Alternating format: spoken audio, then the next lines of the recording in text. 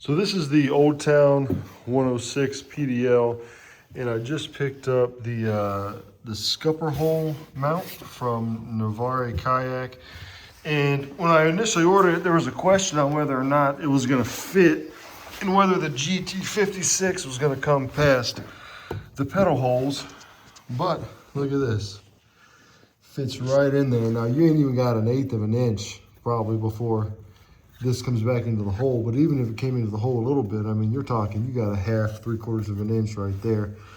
So all this thing does is connect it to your transducer and then come up through the front scupper hole right there and then just tighten down, and it's on there.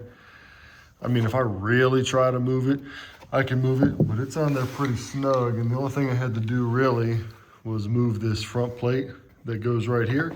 And I could even put that, I might even be able to fit that back in there actually. Yeah, I think I can even probably fit that back in, it looks like. But either way, I'm gonna plug up these holes with the screws so dirt and stuff don't get in there.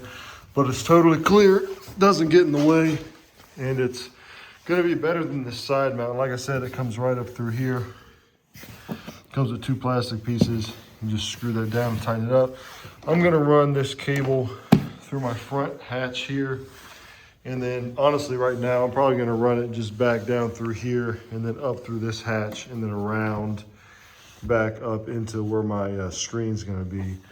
Eventually though, probably sooner than later, I'm gonna probably drill a hole right here and just run this from here into here and then up through here, so I don't have such a long way to travel, make it look a little cleaner. But yeah, the transducer scupper mount definitely worked from Navarre Kayak.